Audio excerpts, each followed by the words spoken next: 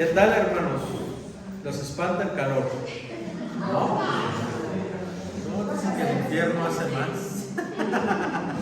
Así que, gracias a Dios por todo, ¿no? Y Jesús dice la palabra que predicó a la orilla de lagos, en el desierto, ¿verdad? En condiciones muchas veces no apropiadas, ¿no? Pero la gente tenía tanta hambre de escuchar la palabra que se agolpaban sobre él, dice Lucas 5, ¿no? Que se agolpaban sobre él para oír la palabra de Dios, ¿no? Al grado de que Jesús tuvo que meterse en una barca y desde ahí le predicó a la multitud, y de ahí tenemos una gran enseñanza, ¿no? El milagro de la pesca milagrosa que está en Lucas capítulo 5. Hoy vamos a continuar, ya casi terminamos el libro de Nehemías, ya estamos en el capítulo 10 del libro de Nehemías. Nos hemos dado un paréntesis, ¿no? De repente. La última parte del libro de Nehemías que vimos voy a regresar, luego me regañan cuando me muevo. La última parte que vimos del libro de Nehemías fue el capítulo 9, y el título de la enseñanza fue Cambiando el rumbo de la historia, ¿no? Cambiando el rumbo de la historia. ¿Qué recuerdan de esa enseñanza, el capítulo 9?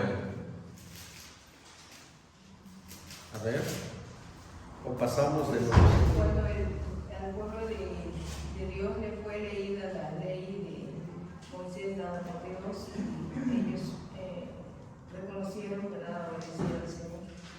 Muy bien, hermana, muy bien. Sí, lo que vimos en el capítulo 9 fue que el pueblo, dice que todo el pueblo se juntó como un solo hombre, ¿no? Utiliza esa figura.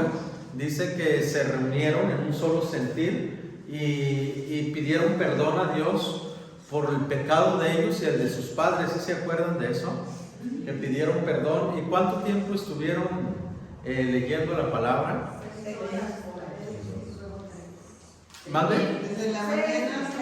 Sí, en total fueron 6 horas, pero dice la Biblia que 3 horas estuvieron escuchando la lectura por medio de Esdras y otras 3 horas estuvieron alabando y pidiendo perdón a Dios. Entonces en total el pueblo se reunió durante 6 horas, y dice la palabra que estaba atento a la lectura y no fue tedioso para ellos, ¿no? Y entonces ellos, después de orar y después de pedirle la promesa al Señor que tomara en cuenta sus sufrimientos, que fue su petición, termina el capítulo 9 con una promesa. Dice que todos, vamos en esa parte, en el versículo 9:38, lo leemos juntos, por favor, los que traen la Nueva Traducción Viviente, lo leemos.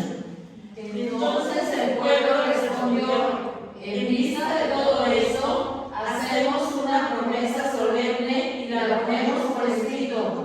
En este documento sellado están los nombres de nuestros líderes, levitas y sacerdotes. Muy bien, hasta ahí nos quedamos, ¿verdad? De que el pueblo se compromete con Dios, y por escrito, hermanos, por escrito. Dicen, vamos a hacer una promesa a Dios y lo vamos a hacer por escrito, y no va a firmar cualquier persona, van a firmar los principales, ¿no? Ahorita vamos a ver qué le prometieron a Dios, quiénes firmaron y qué pasó. ¿Saben cómo he titulado esta enseñanza? ¿Así?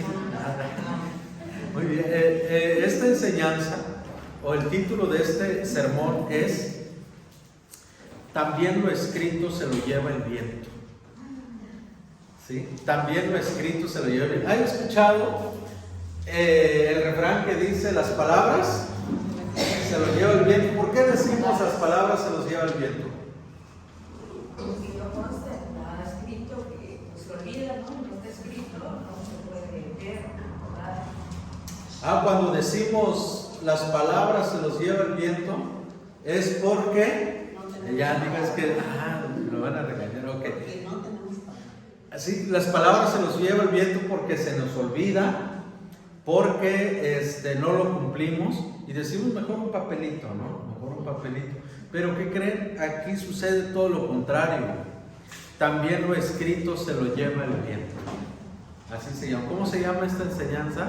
También lo escrito se lo lleva el viento. Ok, vamos a ver por qué.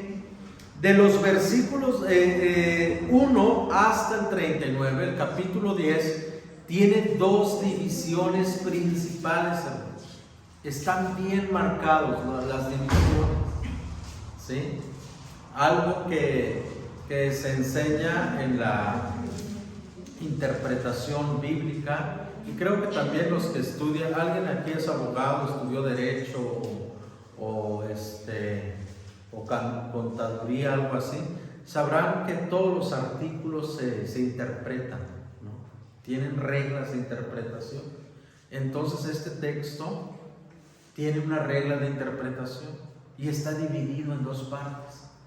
Del versículo 1 al 27 hay una lista de nombres de los que firmaron este pacto, esta promesa. ¿Quiénes son? En primer lugar están los gobernadores. Si ustedes ven el versículo 10, desde que comienza dice: la siguiente es una lista de las personas que ratificaron el documento sellado. El gobernador, ¿sí? Después del gobernador firmaron los sacerdotes, y menciona una lista al menos de 17 sacerdotes. Y después los levitas, que eran personas, cantores, ¿verdad?, los que estaban al frente, también firmaron. Y después los jefes del pueblo, los representantes de cada familia del pueblo. Entonces firmaron personas que tenían cierta autoridad. Pero ¿qué cosa firmaron? ¿Qué decía ese papel que firmaron? ¿Qué promesas había? Y después vemos la segunda parte de la división, donde viene la lista de las promesas, que es del 28 al 39. Ahí viene la lista de las promesas que el pueblo firmó, ¿saben? ¿Y con qué se comprometió el pueblo? Vamos a ver. Es largo, ¿sí? Está largo. Se me van a dormir más con este calorcito, ¿no? Se me van a dormir. Entonces, mejor ya lo traigo resumido, ¿sí? Así ya no se van a dormir, van a estar muy despiertos. Hay 6 promesas que el pueblo le hizo al Señor, ¿sí? De los versículos que ya les mencioné, del 28 al 39, hay 6 promesas. Ellos le dijeron: Señor, nosotros nos comprometemos a esto y firmamos. Ok, vamos a ver las 6 promesas que el pueblo le hizo al Señor. La primera está en el versículo 30. Por favor, lo leemos juntos. Nos comprometemos a no permitir que nuestras hijas Se casen con los habitantes paganos de la tierra, ni a permitir que nuestros hijos se casen con sus hijas. Muy bien. Fíjense, el pueblo reconoció, ¿sí?, lo que Dios le había dicho a sus antepasados, que no se contaminaran con pueblos paganos, mayormente con los cananeos. Esto es algo, una práctica, hermanos, que muchas veces se practica en la iglesia evangélica, ¿no? Cuando dice la familia cristiana, dice: pues te tienes que casar con uno de la misma fe, ¿no?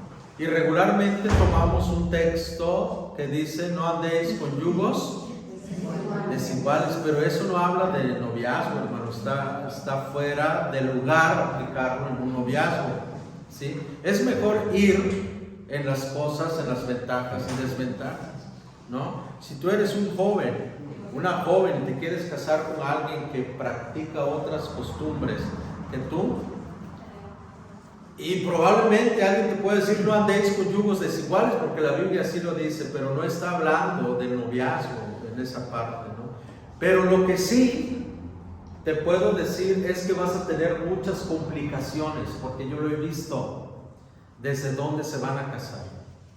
La novia va a decir, no, pues yo quiero casarme en mi iglesia, ¿no? Y tú dices, no, pues que yo quiero que aquí, ahora nace el primer niño, no, yo quiero que se bautice. Oye, pero ¿por qué lo vas a bautizar? ¿No? Y empiezan los conflictos matrimoniales, ¿no? Porque hay un desacuerdo, hay una diferencia en la cuestión de creencias, ¿no? Entonces, pero aquí en esta parte, Dios claramente había dicho que su pueblo no se mezclara con otros pueblos, mayormente con los moabitas y amonitas y todo eso. ¿Por qué? ¿Cuál es la causa? Porque ellos contaminaban al pueblo de Dios, porque tenían muchos dioses y contaminaban, y el Señor dice, yo quiero que ustedes se mantengan puros, limpios para mí. Entonces el pueblo se compromete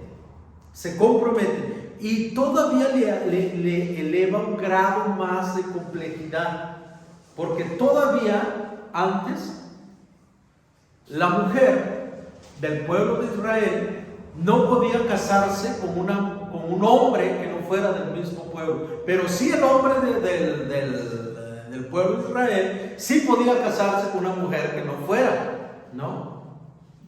Pero aquí ellos se fueron, o sea, un grado más, dijeron ni hombre ni mujer, ¿no? ¿Sí notan eso? Dicen aquí, en esta parte del 30, nos comprometemos a no permitir que nuestras hijas se casen con los habitantes paganos de la tierra, ni a permitir que nuestros hijos se casen con sus hijas. O sea, ellos le agregaron un poquito más. ¿Por qué? Porque estaban tan desesperados de que Dios atendiera a su sufrimiento. Porque esa fue la petición que le hicieron a Dios en la oración en el capítulo 9. ¿Sí se acuerdan de eso? Que le dijeron a Dios, no tomes en poco nuestro sufrimiento. Y es que eso regularmente hacemos nosotros, hermanos, cuando estamos pasando por un momento de dificultad, ¿no? Le decimos, Señor, mira, si tú me respondes a esta petición, yo me comprometo, ¿no? Y lo hacemos, seamos cristianos o no. Hay gente que se va de rodillas a la villa y promete y hace promesas al Señor. ¿Por qué? Porque está en una necesidad espiritual. Y hace un pacto, quisiera que Dios hiciera un pacto con él, ¿verdad? Pero ¿quién es el hombre para hacer un pacto con Dios? Nosotros vivimos de su gracia, de su misericordia, y Él nos atiende con o sin promesas. Él nos va a atender con o le hagamos o no le hagamos promesas. El Señor en su voluntad nos va a atender, porque su misericordia es grande, no porque hagamos gritos, no porque sacrifiquemos a nuestro hijo como lo hacía antes, ¿no? Los quemaban con tal de que Dios los escuchara. Aunque hagamos maroma y teatro, el Señor es el Señor. Sí, y el pueblo dice, mira, con tal de que nos atiendas, no importa, le elevamos un poquito más, ¿no? A eso. Y es la primera promesa. ¿Cuál es la primera promesa que el pueblo hace?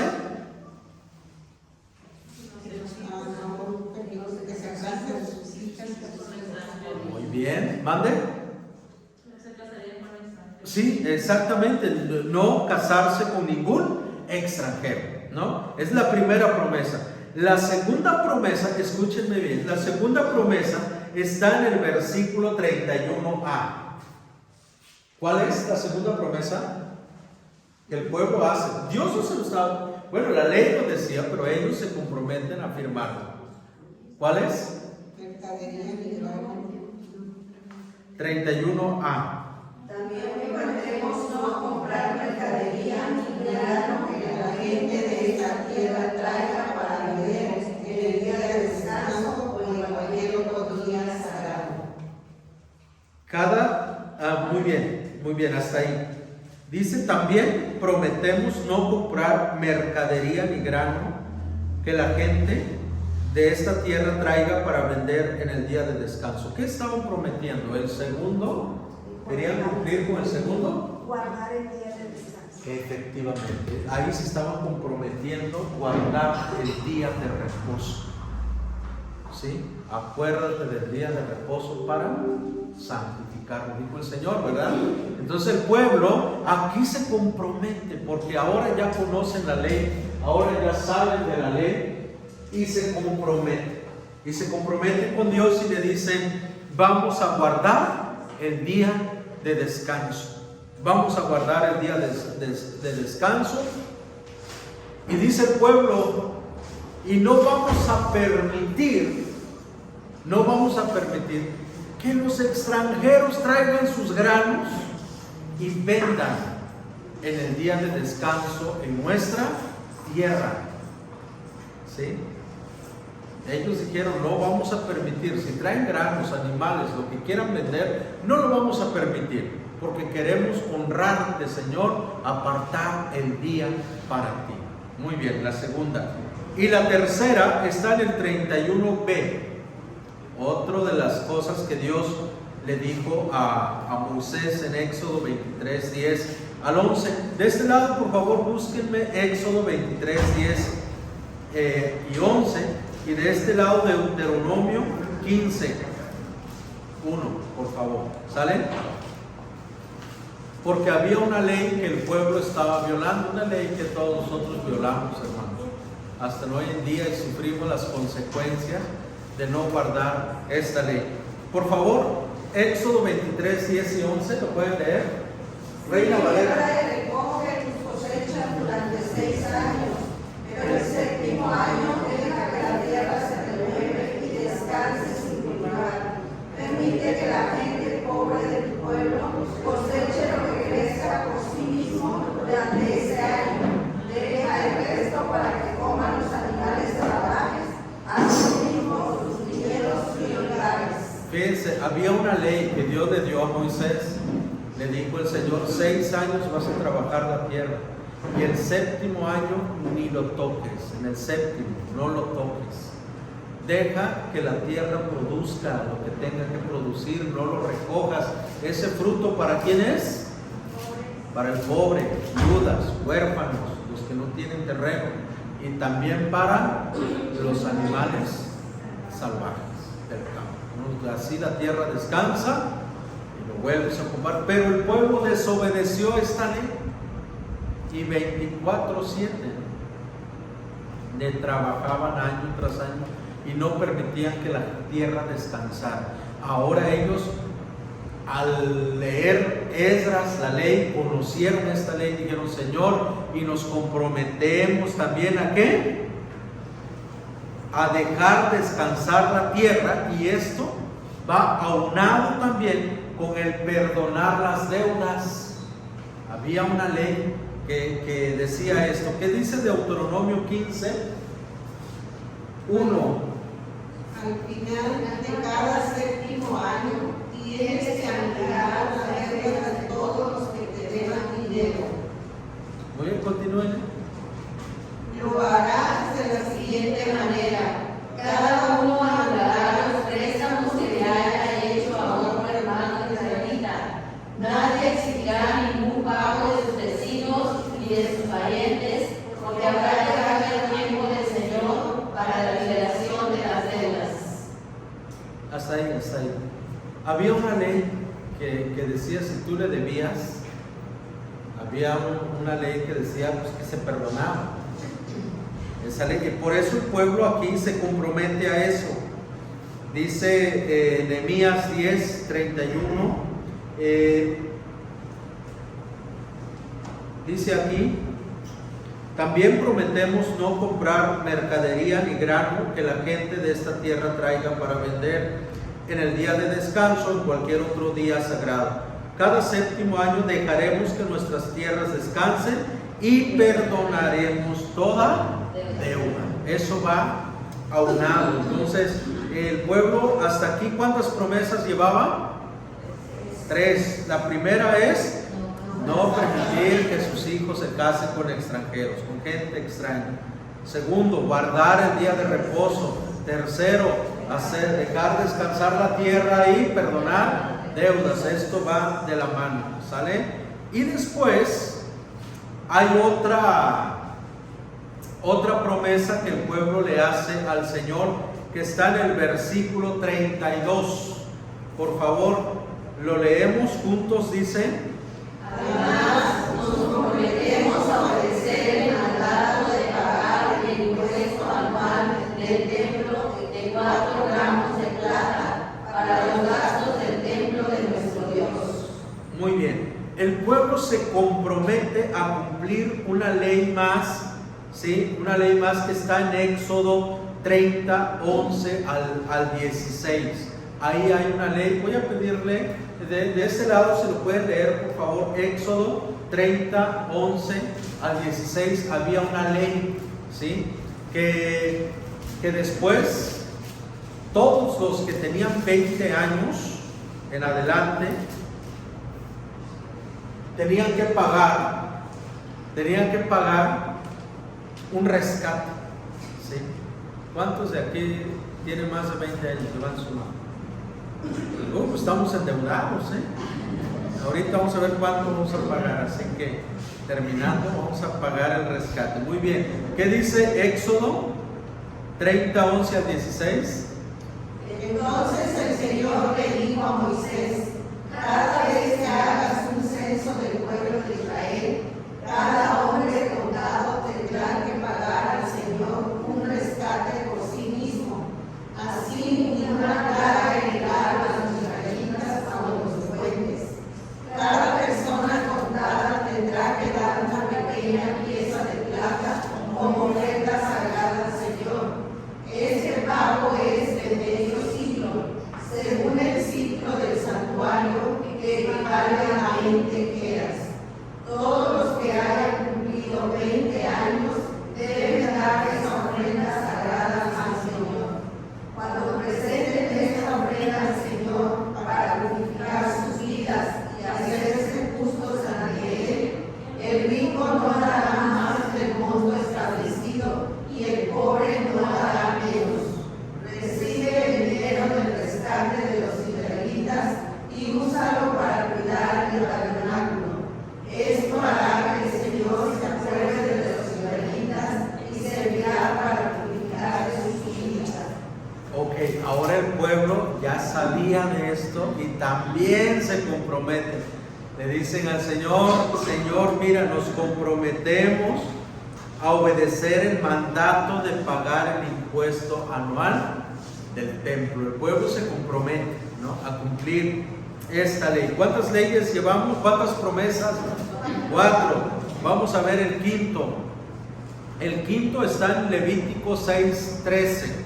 Ahora los que traen Reina Valera 60 van a leer, por favor, Levítico 6:13.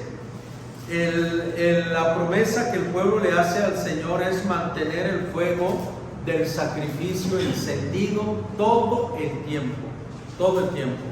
¿Lo tienen? Levítico 6:13, por favor.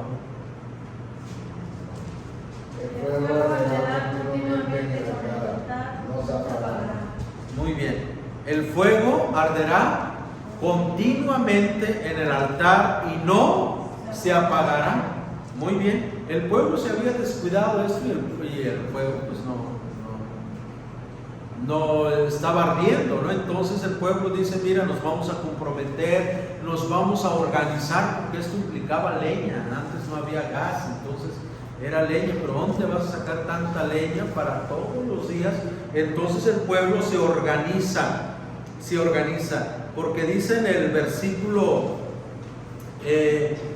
dice la palabra del Señor aquí, en el 34, hicimos sorteos sagrados para determinar cuándo, en tiempos regulares cada año, las familias de los sacerdotes, los levitas y la gente común deberían llevar leña al templo de Dios para ser quemada en el altar del Señor nuestro Dios, como está escrito en la ley, ¿verdad? Entonces el pueblo dice que se organizaron todos para ver en cuándo, en qué momento les tocaba llevar leña para poder mantener el fuego de las ofrendas todo el tiempo ardiendo, ¿verdad? Entonces el pueblo se compromete a mantener el fuego del sacrificio, y finalmente del 35 al 39, la sexta promesa que el pueblo le hace al Señor es el dar las primicias al Señor.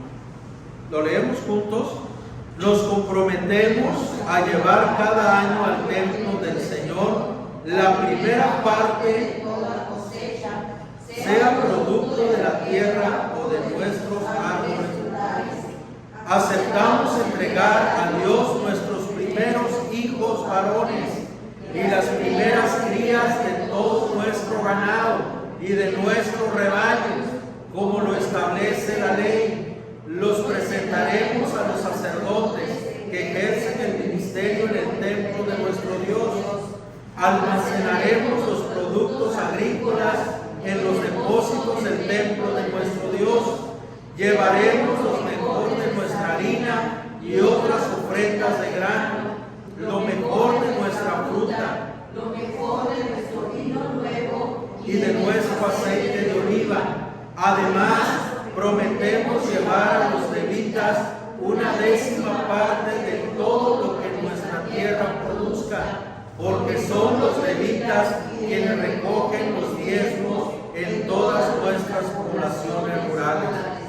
Un sacerdote descendiente de Aarón estará con los levitas cuando reciban esos diezmos. Una décima parte de todos los diezmos que reúnan será entregada por los levitas al templo de nuestro Dios para ser colocada en los depósitos. El pueblo y los levitas tienen que trasladar estas ofrendas de vino nuevo y de aceite de oliva a los depósitos y colocarlas en recipientes sagrados, cerca de los sacerdotes de turno, los porteros y los cantores.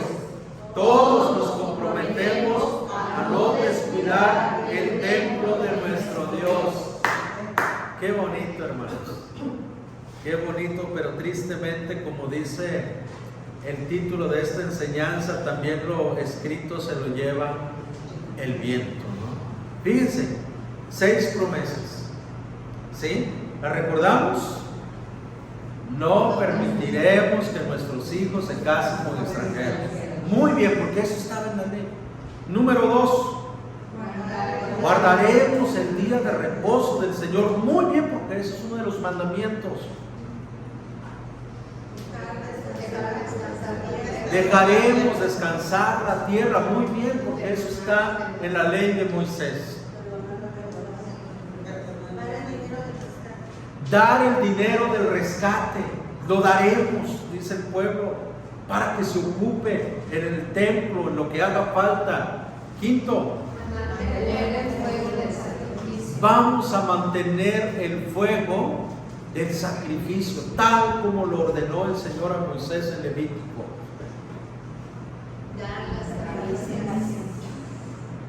Dar las primicias. Vamos a dar las primicias. Las primicias incluían un montón de cosas, Lo primero de la cosecha, el primer varón nacido de la familia, el primer animal nacido de la manada, no sé si era de vacas, borregos, lo que tenían, lo primero era para el Señor. Y de hecho hay iglesias que todavía practican las primicias, ¿no? Y eso no está aburrido, eso todavía sigue vigente en la iglesia de donde yo crecí. Se dan las primicias de granos, de animales. A veces aquí ponían guajolotes, que un chivito y todo, ¿no? Y se ora por ello. Es una media canasta de limas, de plátano, lo que ellos juntan y lo traen, ¿no? Un costal de garbanzos, de trigo, de lo que fuera. ¿Y qué se hace con toda esa mercancía? A veces llega a haber cantidades, han llegado a juntar cantidades porque la gente siembra. ¿Y qué hacen?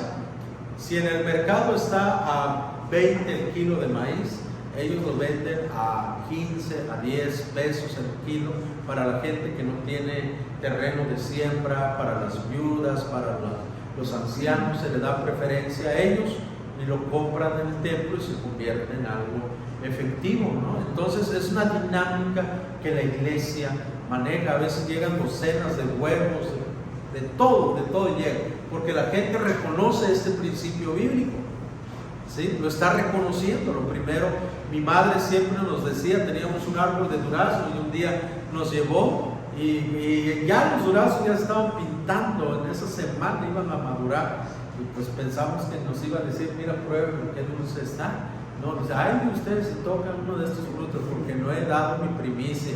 No, pues nada más quedamos mirando, no, pues nadie lo iba a tocar, ¿no? Entonces, hasta que se juntó lo de 2 docenas de durazno y lo presentó a la iglesia, ya terminando el culto, dijo, ahora se pueden comer, ¿no? Pero con plaga le caímos al árbol de durazno. Entonces, hermanos, lo que estamos aprendiendo aquí es que el pueblo se compromete a algo, pero tristemente lo que vamos a ver ahorita es el incumplimiento de sus promesas, como nos sucede a muchos de nosotros, ¿no? Y vamos a ver cuál fue la queja de Esdras en el capítulo 9. Busquen en sus Biblias, Esdras capítulo 9. ¿Quién era el que enseñaba la ley? Esdras. Después de que el pueblo se comprometió, Nehemías regresó nuevamente a su oficio de copero del rey, donde él estaba. Hay una queja de Esdras. ¿Lo pueden leer, por favor, el versículo 1 y 2, si acaso? Esdras 9. ¿Lo pueden leer? Está en el Antiguo Testamento.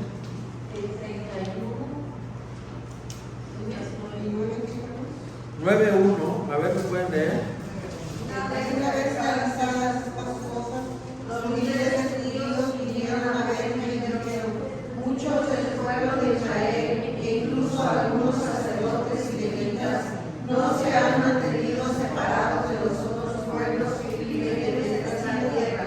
Han adoptado las prácticas detestables de los cananeos, los hititas, los fereceos, los jebuseos, los amonitas, los moabitas, los egipcios y los amorreos.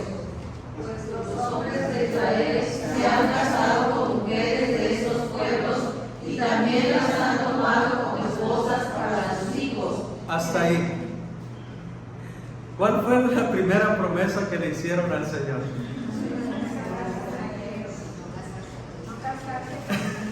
¿Qué están haciendo?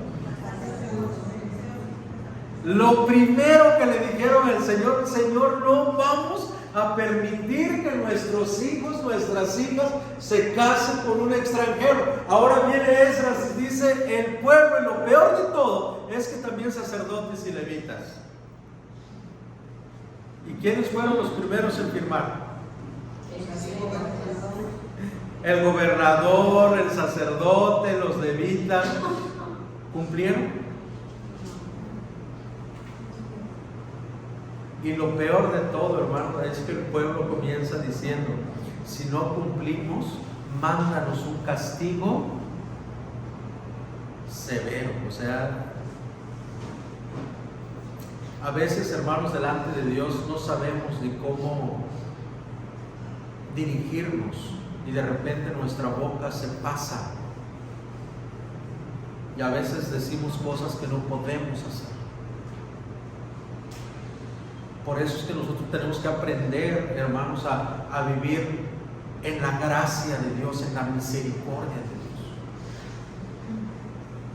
Dios. Y esa gracia y esa misericordia de Dios nos deben mover a hacer para el Señor. Es que aquí radica la diferencia. El pueblo estaba haciendo para el Señor, para ganarse el favor del Señor, pero no lo estaban haciendo por gratitud. Nosotros tenemos que hacer para Dios, pero por gratitud a lo que Él ya ha hecho por nosotros. No para que Él nos dé, no para que Él haga a favor de nosotros, sino por gratitud. La primera queja de Esdras.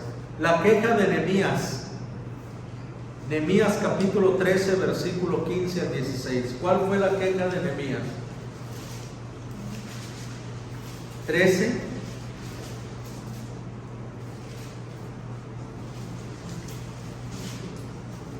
Nehemías 13, 15 y 16. Por favor, ¿lo pueden leer? En esos días vi a unos hombres de Judá pisando sus lagares en el día de descanso. Hasta ahí. Nehemías vio a unos hombres de Judá pisando en sus lagares en el día de descanso. ¿Y qué dijeron ellos? ¿Cuál fue su segunda promesa?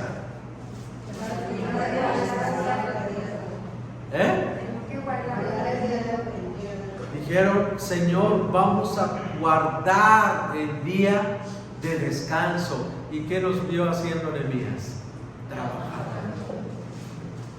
Trabajando. Promesa que le hicieron al Señor, promesa que violaron. ¿De qué le sirvió? Hacerlo por escrito. ¿De qué valió sellar un documento si el corazón estaba endurecido?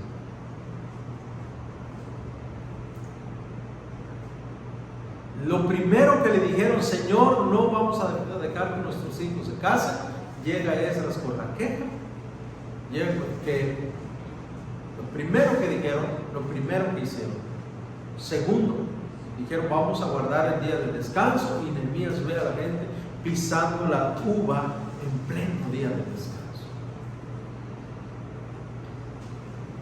Luego continuamos. Además,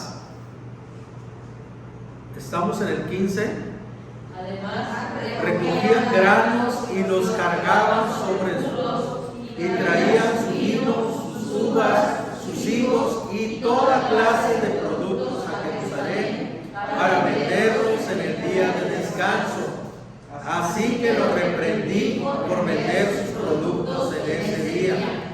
Algunos hombres de Tiro que vivían en Jerusalén traían pescado y toda clase de mercancía, la vendían al pueblo de Judá el día de descanso y nada menos que en Jerusalén. Profanando el templo de Dios. Y el pueblo había dicho, no vamos a permitir que ningún extranjero traiga granos en ese día y nadie va a comercializar y todos vamos a guardar el día de descanso. Pero se les olvidó y convirtieron el día de descanso en un día de trabajo. Decía la ley que ni tu asno, ni tu criado, ni tu burro, ninguno trabajara el día de descanso, porque el día santo para Jehová. Por eso es que Nehemías resalta, que dice hasta el burro lo pusieron a trabajar en ese día, cuando no tenían por qué trabajar. El pueblo estaba quebrantando las leyes y sus promesas, porque ni siquiera se los pidió el Señor. El Señor estableció sus leyes para que se cumplieran y el pueblo se unió en un mismo sentir. Y de ellos, no fue el Señor que les dijo, prométanme que van a hacer esto y yo les voy a ayudar. No se los dijo. Ellos se comprometieron a querer cumplir algo que no iban a cumplir. ¿Cuántas veces, hermanos, somos el reflejo del pueblo de Dios como iglesia? A ver, la lista, hermano, ¿tú usted con cuánto? Y hacemos una lista. Híjole, qué bonito. Y de repente, no. A ver, háblele, a ver si va a venir el hermano, porque dijo que iba a venir. Y estamos como el hermano.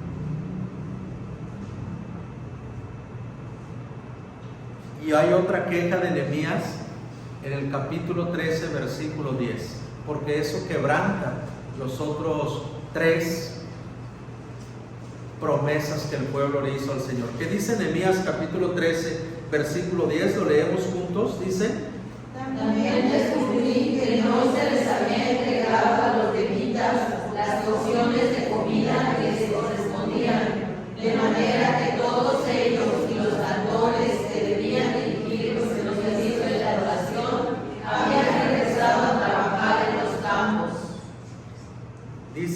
inmediatamente enfrenté a los dirigentes y les pregunté: ¿por qué ha sido descuidada el templo de Dios? Hasta ahí. ¿Por qué ha sido descuidada el templo de Dios? ¿Y qué dijo el pueblo en el 10:39, en la última parte? 10:39, en la última parte. Muy bien, lo leemos. Todos nos comprometemos a no descuidar el templo de nuestro Dios. Y la pregunta de Nehemías, ¿cuál es? ¿Por qué ha sido descuidado el templo de Dios?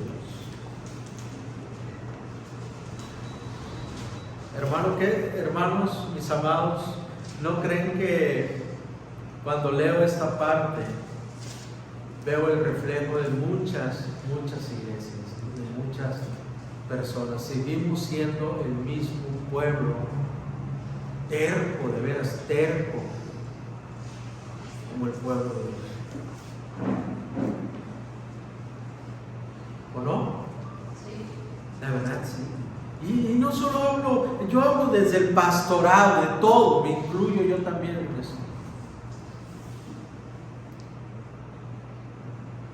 Y lo más triste de eso es que el pueblo, cuando habló con Dios, le dijo: mira, si no cumplimos, traemos un castigo más severo que el de nuestros antepasados. Y mira, estaban acarreando, por boca de ellos pedían bendición para su propia vida. Por eso el apóstol Pablo, ya estamos concluyendo, porque necesitamos ver qué es lo que Dios pide. El pueblo no estaba entendiendo lo que Dios quería.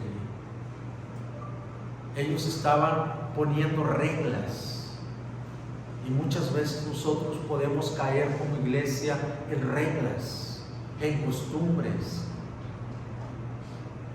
Lo voy a hacer porque si no me va a llamar la atención el hermano, el pastor, el líder, me van a decir por qué no vine, pero no estamos entendiendo, no estamos comprendiendo lo que Dios realmente nos está pidiendo. Por eso el apóstol Pablo dice que la ley, para muchas personas, la ley es una escalera que te acerca al cielo, que si tú cumples cada parte de la ley, como lo estaba haciendo el pueblo, dice: vamos a hacer esto, un escalón más, vamos a dar nuestras primicias, otro escalón más, ya veo, llego, Señor, ya creo que nos falta uno y nos vemos cara a cara. Pero dice Pablo, la ley no es una escalera que te acerca al cielo, la ley es una regla que te mide cuán lejos estás de Dios. Ese es el propósito de la ley, medir nuestra distancia entre Dios y nosotros, que no vamos a poder cumplir la ley del Señor. El pueblo aquí lo intentó, más tardaron en hablar que en cumplir. Por eso nosotros, mis amados hermanos, y aquí hay una diferencia contra los que todavía viven bajo la ley. Hay denominaciones que todavía siguen la ley de Moisés, pero vemos aquí que es imposible cumplir la ley. El único que lo cumplió fue el Señor Jesucristo. Si hubiese alguien aquí en el mundo capaz de cumplir la ley establecida por Dios, Jesús no hubiera venido, pero porque no había. Fue el único que cumplió cabalmente la ley del Señor. Por eso nosotros vivimos bajo la gracia del Señor, no bajo la ley. Vivimos bajo la gracia divina del Señor. Y nosotros, a través de Jesucristo, cumplimos con la ley de Dios.